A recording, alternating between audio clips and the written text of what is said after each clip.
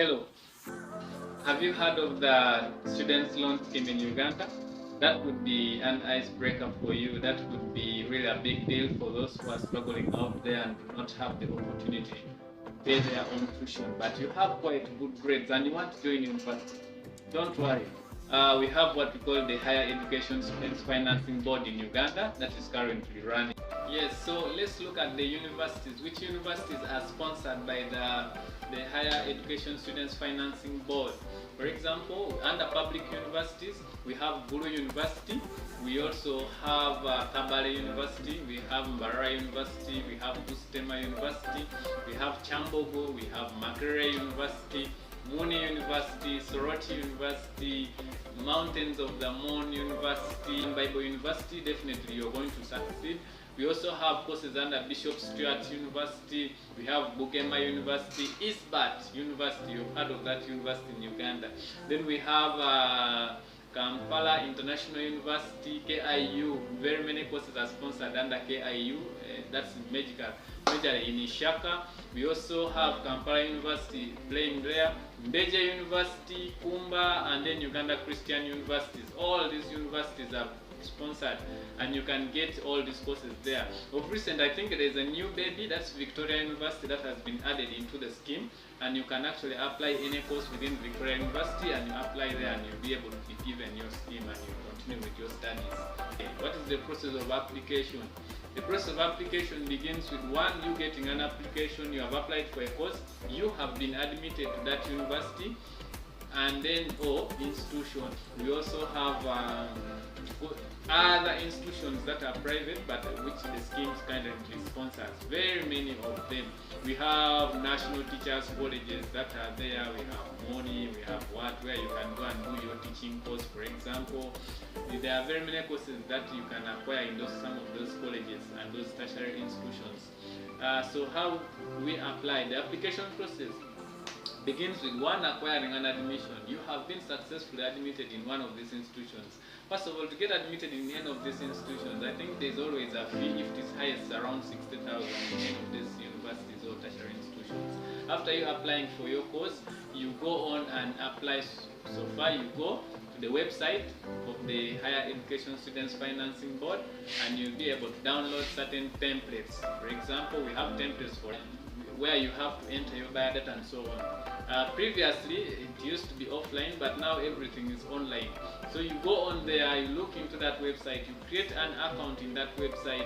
After creating an account in that website, you see all the information that is necessary that is required of you to submit.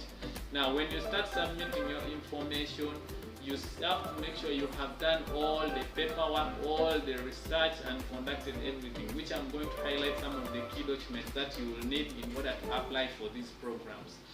One, you have acquired your admission letter. After acquiring your admission letter, you go ahead and download a template.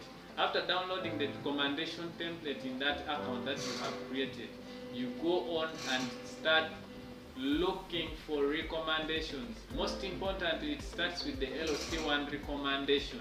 If the LC1 has not recommended you, then you are not a true citizen of Uganda. You don't know where you belong.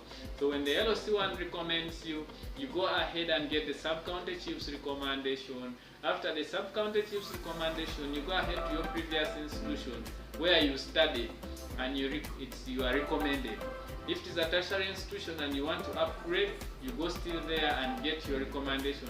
As you pick those recommendations, for example, in those institutions where you studied, it's also good for them to highlight for you all the fees structure that you paid, because at some points in that website, you will need where to submit the fees structure.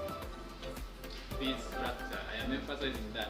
You're going to ask yourself why. They need to know, is this Ugandan really vulnerable and does he qualify to pick this loan scheme? So when you submit your fee structure from the previous institution, it will be able to, the system will be able to upload that data and it will be captured within your account.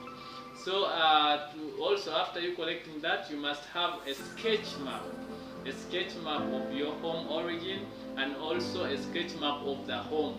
How are the houses inside there, how many rooms are in your home, and what and so on. So you must have a sketch map of your home origin. For example, you must be able to sketch your village, locate it on a map, maybe from a sub-county to your village, or from your town, from the town to your village, so that in case of anything it can be followed up.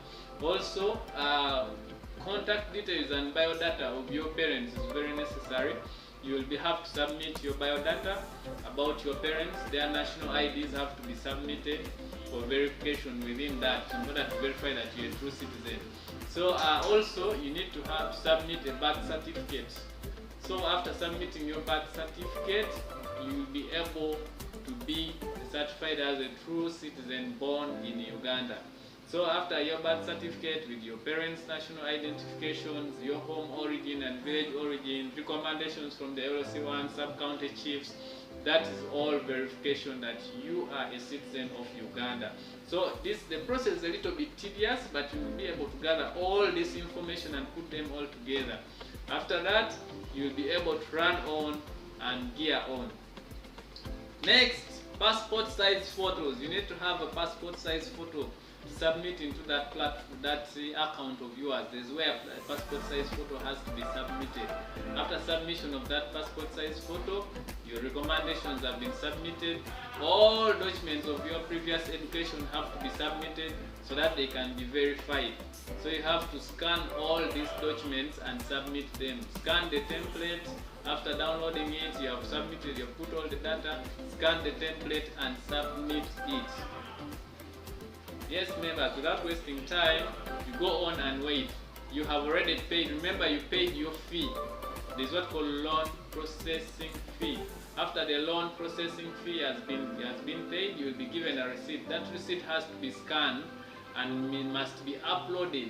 After uploading that receipt, it will show that yes, indeed, you have all that it takes and you have committed yourself that you need that loan. Yes, someone is going to ask me, what about Ugandans who cannot afford 55,000 shillings for loan processing? Wow, of course, you have to put in something small at least in order to acquire. How did you go through A level? How did you go to that tertiary institution if you can't put in such 50,000 shillings? Alright, so let's move on. You have completed and filled all the information requested in your account. You have submitted and uploaded those documents. Wow, wait. Let us go ahead and confirm. There is a page there you have confirmed that you have submitted all the documents that are necessary. And in most cases where there is a red star, those documents are compulsory. It means you must submit them. So on the other hand, there is a point within that website, within that account that you open, that will have to confirm that which documents have been uploaded, and you'll be checking them and they will be ticked. Where it is not ticked and it is marked red, make sure you look for that document before you submit that form. After that, you click on the submit, and when you submit, the form is uploaded, all your data will be uploaded, and you wait for your confirmation. If you really qualify for the loan, just you leave it to them to review. But there will be a notification to tell you that yes, you have successfully applied with them. And when the notification appears, then all your data has been uploaded within the system. There is a point that gives you a chance to download that application form. You can still download and your data will be reflected to check. But for those documents that you have uploaded, they will not be able to be reflected within that form. Thank you very much for watching this video. Please, for more videos that you want us to make on issues to do with education, kindly subscribe and then also comment within the box. We shall also be uploading videos to do with medical issues. We shall be medical videos related so that we can be able to address some of the problems that are faced within the society, especially by the young people today. We shall also be looking into career guidance with the time to come, which courses are best for you to take up within the medical field specifically in Uganda, and which combinations should one do before you take up a course. Thank you very much for watching. Stay blessed. I remain your boy.